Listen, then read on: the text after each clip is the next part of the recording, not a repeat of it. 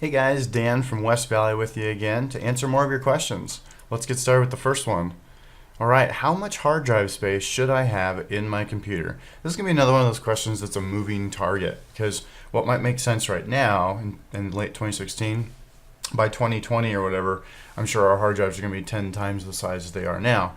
And see, software tends to use more and more disk space the newer it is. So like a program 10 years ago may have only used 16 megabytes and now it might be 1 or 2 gigabytes. I mean, it's you never know what's going to happen. So we can bet on the future being requiring more disk space, but as of now, if you're watching this video in the next year or so, most hard drives are going to come out, they're 1 to 2 terabytes. That generally tends to be more than enough for the average user. In a corporate environment, you probably don't need quite as much because data is usually kept in a central repository like a server or maybe even in the cloud.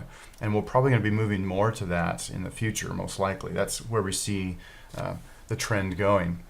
But as of now, if you have like a home computer, 1 terabyte to 2 is going to be more than enough for all of your pictures and whatnot. And just make sure you do back it up. We do have another Q&A about backups. So that's a good rule of thumb to use. Something else to keep in mind is the speed of the hard drive, not just the capacity, the actual amount of disk space it has. SSDs and now hybrids are becoming more and more common. So if you need the extra speed, it's also recommended to stick with an SSD, which are usually smaller, so keep that in mind. So if you can get away with 500 gigs and an SSD, that's probably a good route to take. Hybrids are a good middle of the road where what they do is they leverage the technology of SSD to create a cache, like a small portion of the hard drive that uses SSD technology, and then the rest of it's kept in SATA, the old spinning disk. So hybrid's a good way to go, 1 to 2 terabytes. That would be our best recommendation. Let's look at our next question. Should I use an ink or laser printer? That answer to that question is going to vary based on your scenario.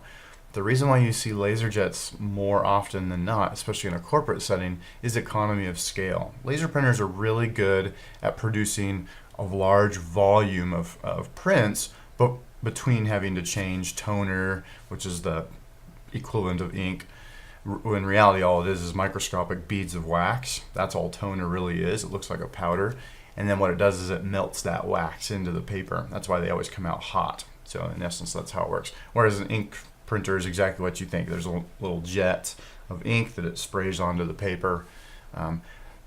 Historically, ink printers tend to handle higher resolution stuff and photos printing and whatnot a lot better, the high DPI dots per inch printing versus laser. However, laser is catching up quite a bit. Laser printers tend to cost a lot more in the initial acquisition.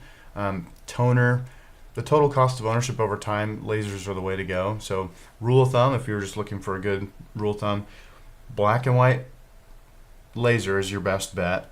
But if you need color, you might consider having an ink one. Just to understand that the ink itself is going to be way more expensive in the long run than buying toner. So all those need to be taken into account. If you've got a corporate office, obviously a big copier, laser copier is going to make the most sense to you. It would be super expensive to use an ink printer for something like that.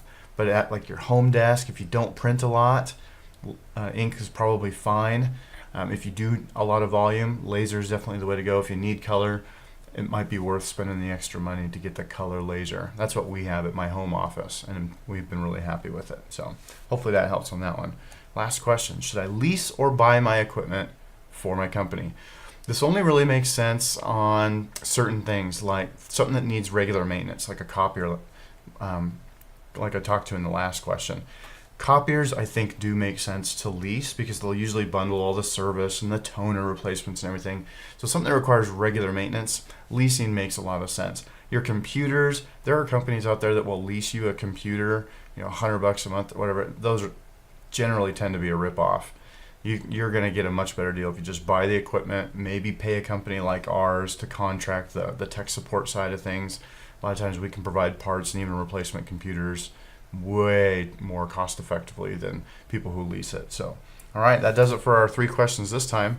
If you've got something you'd really like us to cover, I would love to hear from you. The website is wvtsboise.com. Use the contact form there to let us know what you'd like to hear. Or our phone number is 208-477-1837. We'd love to hear from you. We'll talk to you soon.